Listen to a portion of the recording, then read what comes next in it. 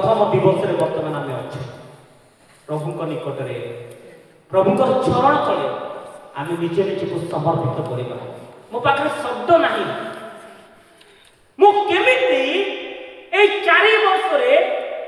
काश्मीर कन्याकुमारी मु जाई पारिली how is it possible बिना टंका बिना पैसा जदि आम जीवन में किसी घटे मु कहली आम भल पाई घटे हालेलुया परमेश्वर जो योजना आम रखी होती ता अमंगल नुहे ता मंगल निमंते ता आम जानू मु किछि वर्ष पूर्व प्रार्थना कर प्रभु मत इंडिया सारा नियंतु तुम वाक्य प्रचार करने आम पाखे बहुत मिनिस्ट्री थिला से समय तो प्रत्येक दिन मु घर को आसे ही राति 12टा गोटे प्राय बाहर हुए प्रभु देखिले जे मोर इच्छा को साधन करने से आउ एक अनुभव मत देले जो द्वारा कि यही प्रकार ठंडा समय रे यही वर्ष विगत वर्ष यही वर्ष मुझे नी काश्मीर थी हालेलुया चारिआडे आइस काश्मीर रे ठंडा पानी Gandhi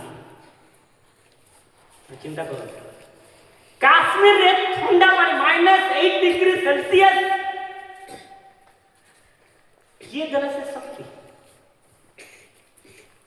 I can do all things through Christ who strengthens me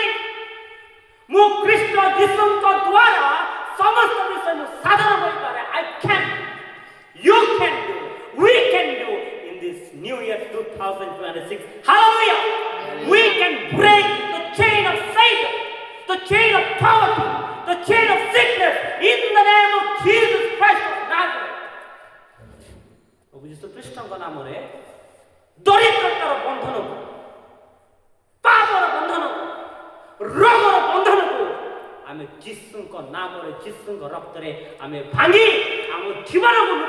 नूतनीकरण करी कृष्ण जीशु आम हृदय को समर्पण करी आम नूतन वर्ष प्रवेश करबा हालेलुया हालेलुया चक्षु बंद करबा प्रभु को धन्यवाद जो जो करुणा दे धन्यवाद देबा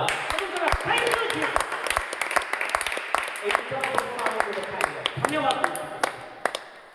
आसन चक्षु बंद करिया प्रार्थना करिया हे प्रभु धन्यवाद करूँ आमन को सुंदर वाक्य माध्यम कथा कह तुम जीवंत वाक्य माध्यम आमन कथा कह धन्यवाद करूँ आमन को हृदय स्पर्श कर आमन को जीवन में कार्य जो वाक्य आमन को दे से वाक्य अनुसार 100% बंचिया पाए आत्मार फल जो प्रकार आम जीवन में फली पारिबो पवित्र आत्मा को प्रेरणा करे हमको व्यवहार कर केवल धन्यवाद दो हम किसी मांगू ना प्रभु मो जीशु जो प्रकार मनोभाव था से मनोभाव को पूर्ण करने तुम्हारी दास को तुम्हारी संतान को आम परिवार को व्यवहार कर धन्यवाद करुँ आज सप्ताह केवल धन्यवाद दौर किसी नुहे तुम दास को कलस्त कर तथापि आम धन्यवाद करुँ कारण मोर इच्छा नुहे आमर इच्छा नुहे केवल तुमर इच्छा मो जीवन में मो परिवार जीवन में आम अनुष्ठान जीवन में सबल जदि क्षय क्षति अनुभव करने पड़ो पछे तुमर इच्छा साधन करने तुम दास को ये परिवार को आम समस्त को व्यवहार कर आज वाक्य माध्यम कथा कही त्राणकर्ता यीशु कृष्ण नाम मांगुछु पिता आमेन हालेलुया हालेलुया